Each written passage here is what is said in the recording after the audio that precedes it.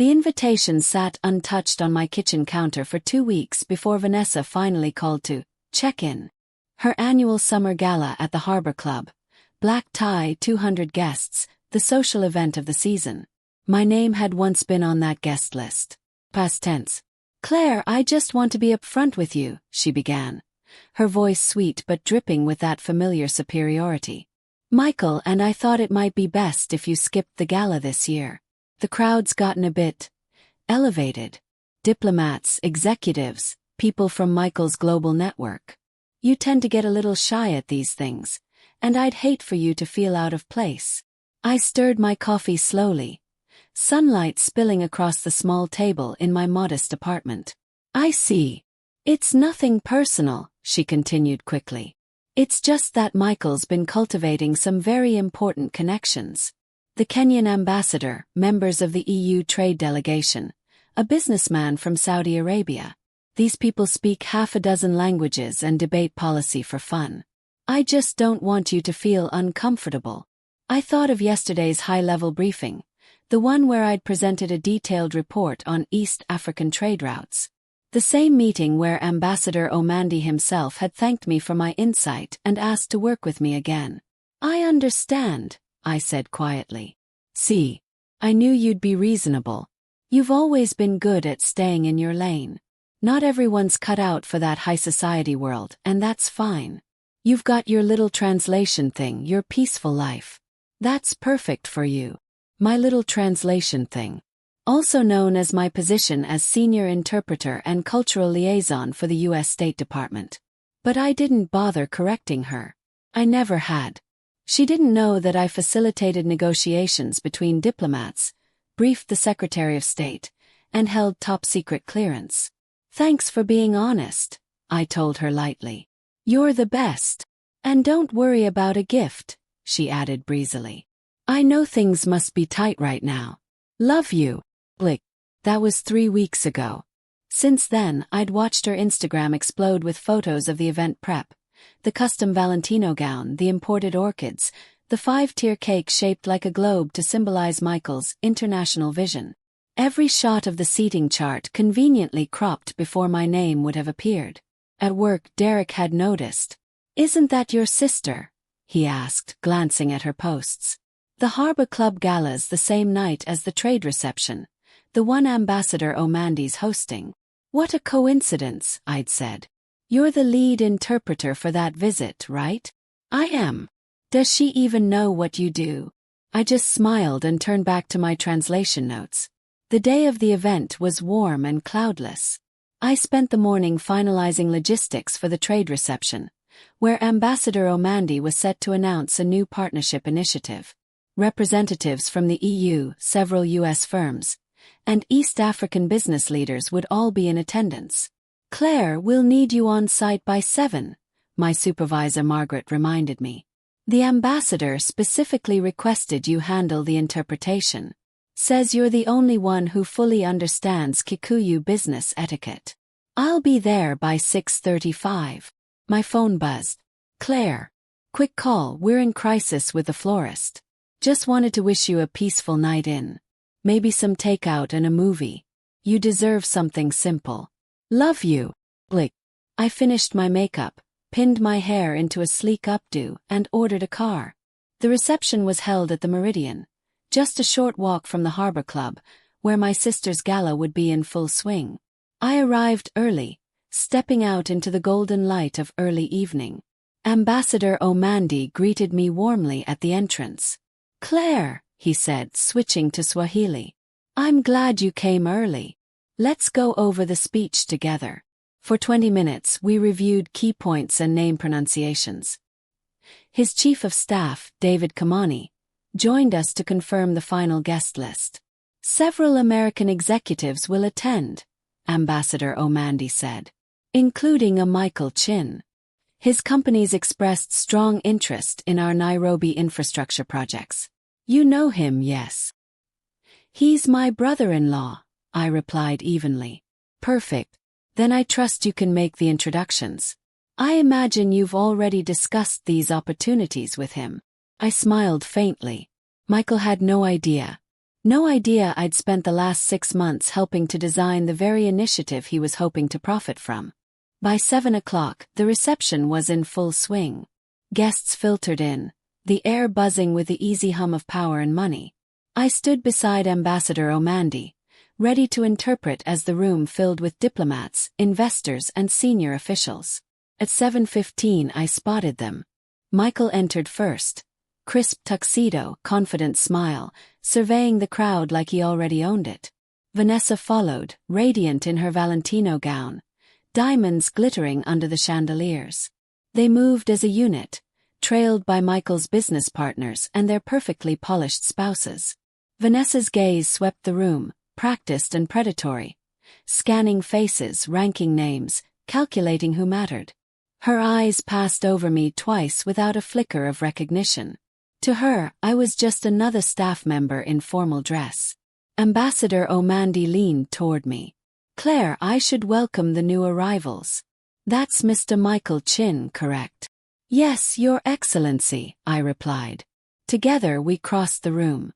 The ambassador's presence drew quiet. Conversations faltered, attention shifted. We stopped directly before Michael and Vanessa. "Mr. Chin," the ambassador greeted, extending his hand. "Francis Omandi. Pleasure to meet you. Thank you for attending." "The pleasure's mine, Ambassador," Michael said smoothly. "I've been eager to discuss development projects in Nairobi." "Before we get to business," Omandi said kindly, "I must first acknowledge the person who made this collaboration possible." He turned to me, his smile full of genuine warmth. "Claire has been indispensable in shaping this initiative. Her deep understanding of both American and Kenyan business customs, her expertise in regional policy, and her dedication over the past 6 months. Without her guidance, tonight's partnership would not exist." Vanessa's eyes finally locked on mine. Confusion, then recognition, then dawning horror. "Claire works with you," she stammered. "Works with me." Michael echoed, his charm faltering. "Mr. Chin," said the ambassador, still smiling, "Claire is our senior cultural liaison for East African affairs, one of the U.S. State Department's most trusted interpreters and policy advisors. I specifically requested her assistance for this mission. She's been my right hand." "I didn't realize," Michael said, his expression a mix of surprise and disbelief. Vanessa's face had gone pale beneath her makeup. "Claire, you never said you worked for the government. You told us you just did translations." "I do translations," I said evenly. "Among other things." David Kamani appeared with 2 champagne flutes, handing one to me. "Claire, the EU delegation just arrived. They're asking for you. Something about tomorrow's trilateral session." "Of course," I said. "Your Excellency, shall we welcome them?" The ambassador offered his arm, and together we moved across the room, leaving my sister and her husband frozen in silence. From there, the evening unfolded effortlessly, the world where I truly belonged. I interpreted between the ambassador and German trade officials, mediated introductions between Kenyan investors and American corporations, and transitioned seamlessly between English, Swahili, and French. Each exchange strengthened the network I'd helped build. And every so often I could feel Vanessa's eyes on me, watching, struggling to reconcile the image she'd constructed with the reality unfolding before her. I was mid-conversation with a Dutch delegate about agricultural export policy when Margaret appeared beside me. "Claire, someone's asking for you," she said. "Says she's your sister. She's quite persistent." "I'll handle it." Vanessa was waiting by the side corridor near the private meeting rooms, her composure visibly unraveling. "Claire, what on earth is going on?" she hissed. "You work for the State Department.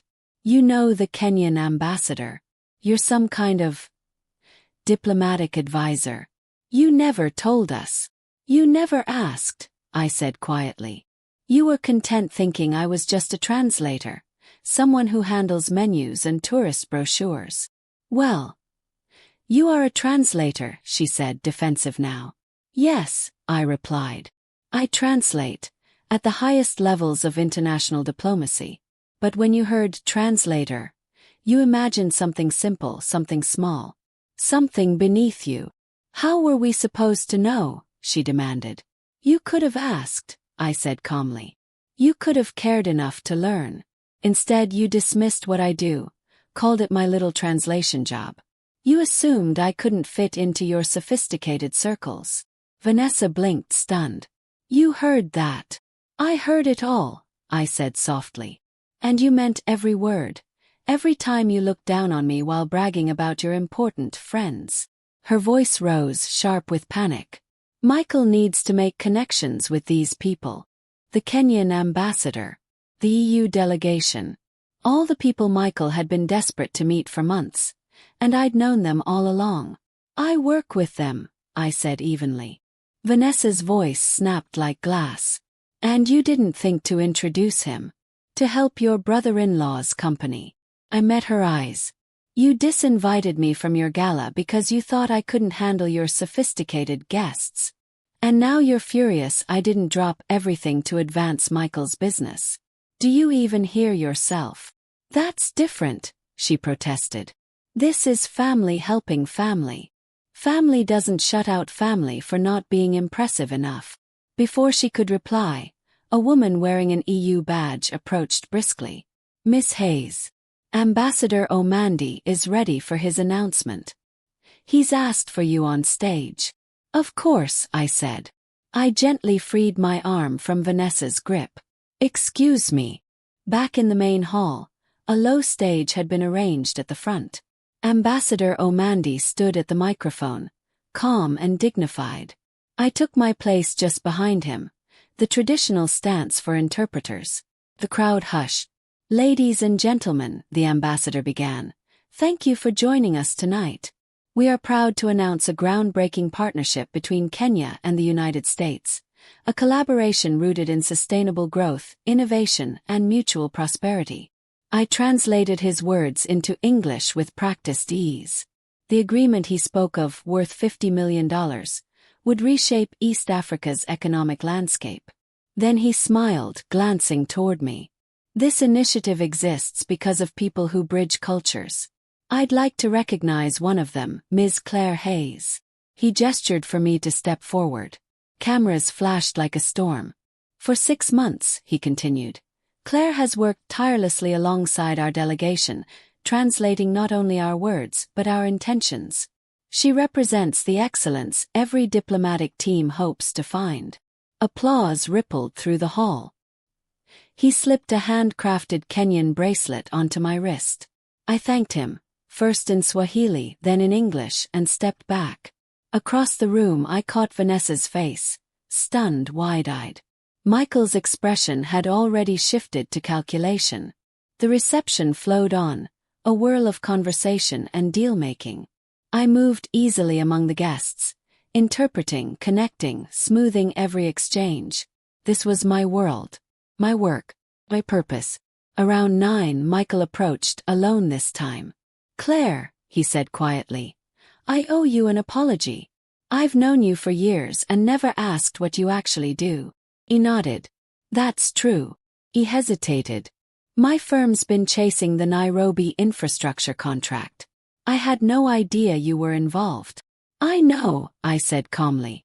I've seen your proposals. His eyebrows lifted. You reviewed them. I advise on cultural alignment and local engagement. I assess whether projects honor regional customs and communities. And our proposal? He asked carefully. It's technically solid, I said. But it treats Kenya like a generic developing market. That's not partnership, that's oversight. He shifted uncomfortably. Could you help us improve it? I don't consult privately, I replied. My duty is to the State Department. But if your firm wants success, start by listening. Hire Kenyan experts. Respect what you're trying to build. His jaw tightened, pride and realization colliding. Vanessa appeared at his side, eyes bright with defensive anger. You're still mad about the gala. I'm not angry, I said softly. I've just stopped pretending exclusion doesn't hurt. Later, as the evening drew to a close, Ambassador Omandi found me again. Claire, I meant what I said earlier. When we expand to Tanzania and Uganda, I'll personally request you. That would be an honor, I said, meaning it. Moments later, my phone buzzed. A message from Vanessa. Claire, I'm sorry. For everything, the gala, the things I said, the way I treated you. Can we talk? I typed back. I accept your apology. But sorry doesn't undo years of dismissal. If we talk, things have to change. Her reply came fast. Understand. I'll do better. I didn't respond. Words were easy. Change was the hard part.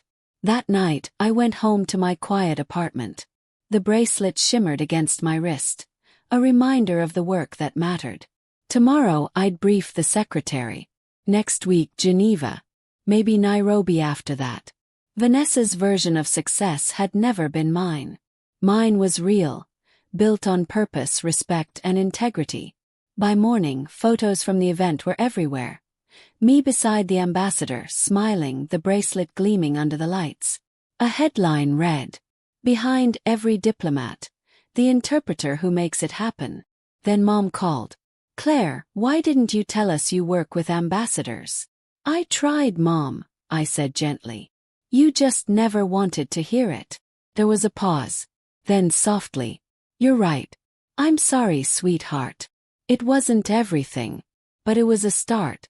I pinned the bracelet to my blazer before heading out.